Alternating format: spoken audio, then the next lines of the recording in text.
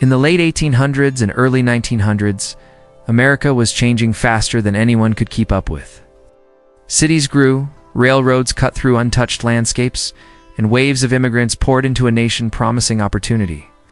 But beneath that optimism was a demographic secret no one spoke about openly. Women outnumbered men in many cities, especially in the industrial East, while in the rural West, men outnumbered women nearly 10-to-1 in some regions.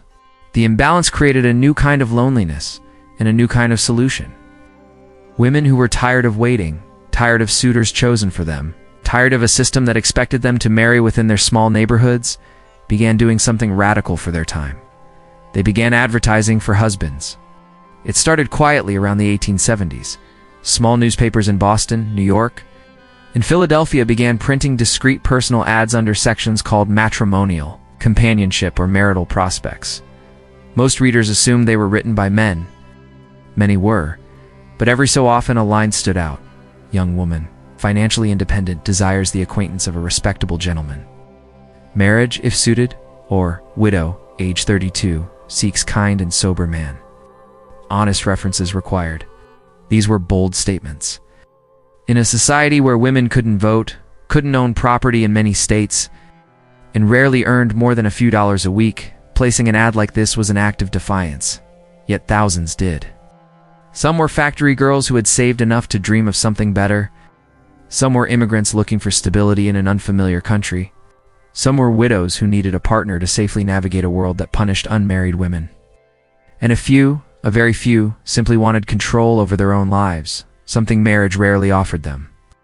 For women, these ads provided a chance to choose, but choice always came with risk. Men answered the ads with their own promises: steady work, sober habits, a small home waiting on a quiet farm. Some were sincere, many were not. By 1890, entire matchmaking agencies had formed, offering reliable introductions between women in eastern cities and men in the vast western territories. They advertised their success loudly. Over 1,000 marriages arranged annually, one boasted. But they never mentioned the failures or the tragedies. One woman, Margaret Hayes of New York, wrote to a man in Kansas who claimed to own a large farm. After 6 months of letters, she boarded a train that took her more than 1,500 miles from everything she knew. When she arrived, she discovered he lived in a one-room shack and had lied about his age, his finances, and even his previous marriage. She had no money to return home. She married him anyway, out of fear.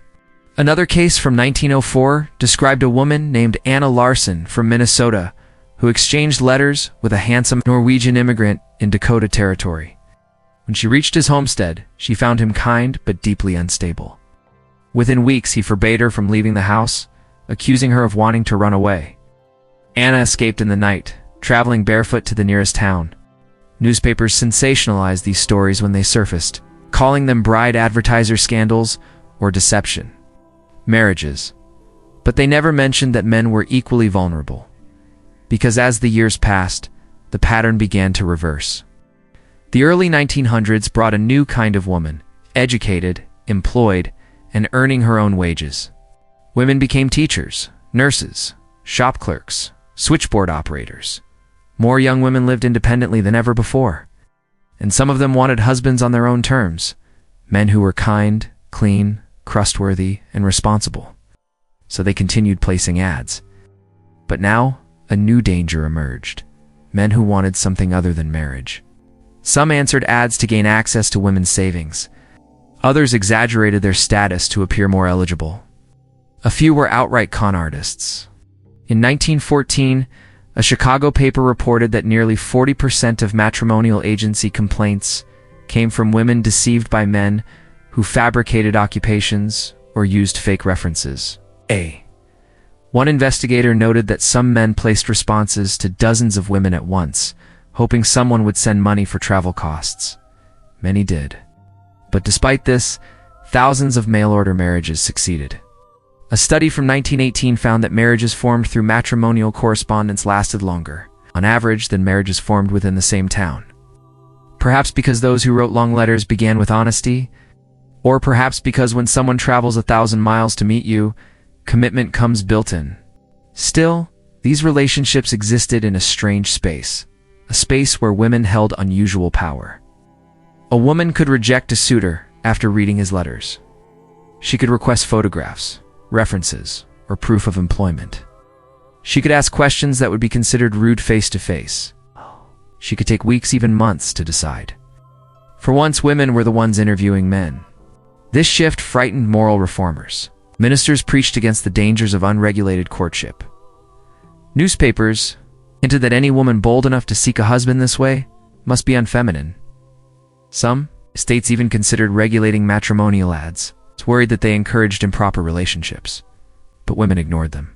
Between 1880 and 1930, historians estimate over 50,000 marriages resulted from newspaper ads, letters, and matchmaking agencies. Many couples lived quietly, raising families in small towns or isolated farms. Their stories rarely made the newspapers, only the tragedies did. Behind the statistics, there is a deeper truth. Mail-order husbands were never just about romance. They were about freedom. Freedom from the town gossip. Freedom from parents who demanded obedience. Freedom from a limited pool of suitors. Freedom from a world where marriage was fate, not choice. Women used the system not because they were desperate, but because they were determined.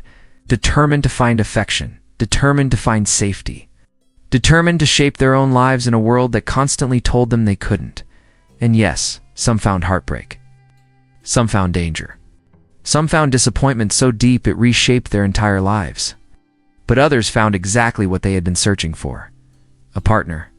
A companion.